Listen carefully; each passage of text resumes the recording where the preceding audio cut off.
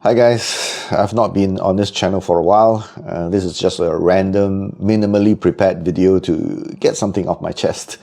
Like I said, my efforts are not paying off, so I'll be spending less time on YouTube and more on blogging. I'm not aiming for monetization, nor am I pandering to the algorithm. I'll just be making content as and when I feel like it. You're welcome to share my YouTube content with your friends, and if you really want to support me, you can buy my ebooks on Google Books. On to today's topic. Today on Facebook, I came across many people reacting negatively to the appointment of Anjani Sinha as the new US ambassador to Singapore. Just in case you didn't know, Sinha was born in India. He attended Mumbai Medical College and Delhi University.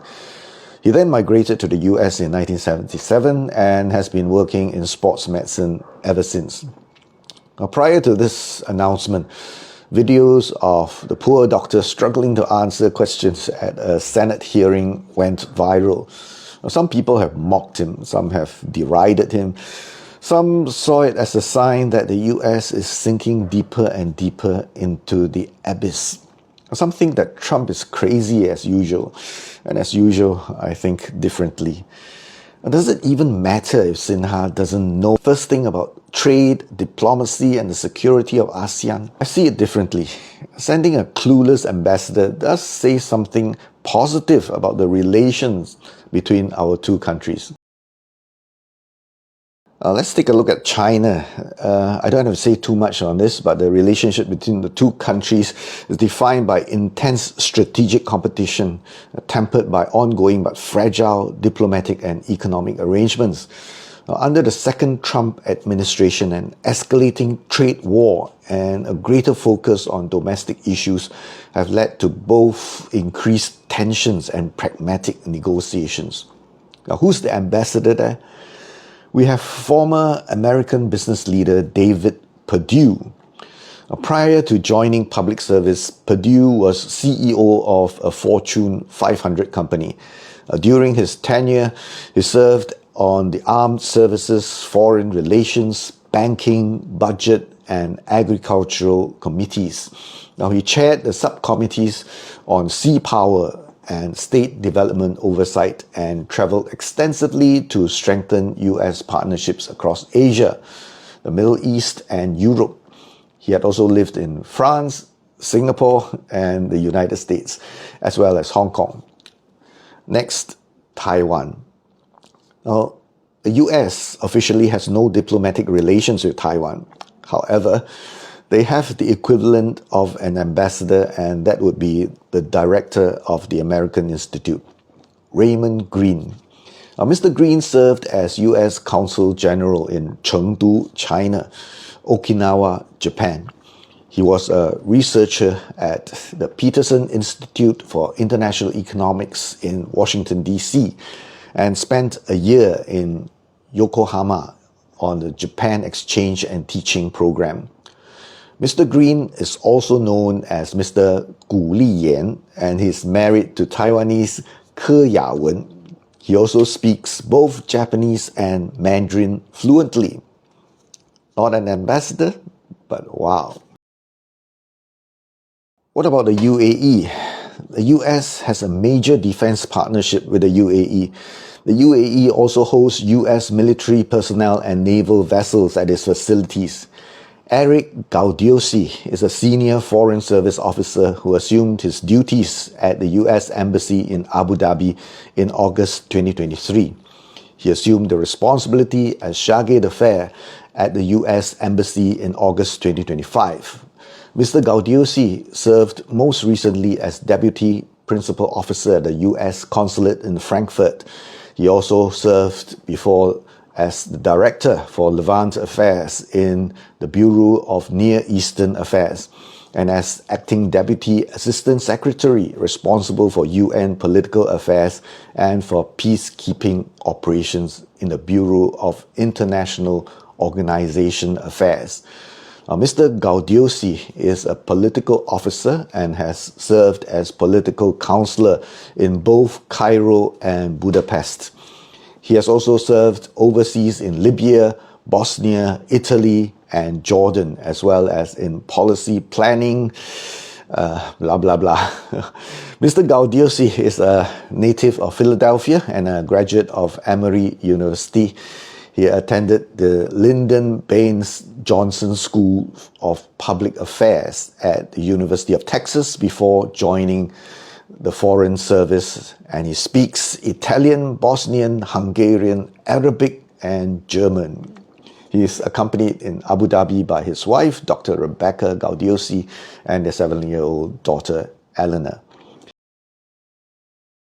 Still in the Middle East, Saudi Arabia. Who did they send? Michael Ratney. He's a career member of the Senior Foreign Service with the rank of Minister Counselor. He joined the service in 1990, and prior to his appointment as ambassador, he served as the acting deputy director of the U.S. Department of State's Foreign Service Institute. His most recent assignment before this was chargé d'affaires at the U.S. Embassy in Jerusalem. Ratney served as the dean of the School of Language Studies at the Foreign Service Institute. He was previously on the National Defense University faculty. He served as the State Department's acting deputy assistant secretary for the Levant and Israel and Palestinian affairs. And he was also the U.S. Special Envoy for Syria. Earlier, Ratney was the U.S. Consul General in Jerusalem. He was the Deputy Assistant Secretary for International Media in the State Department's Bureau of Public Affairs. Prior to this, he served as a spokesman for the State Department's Bureau for Near Eastern Affairs.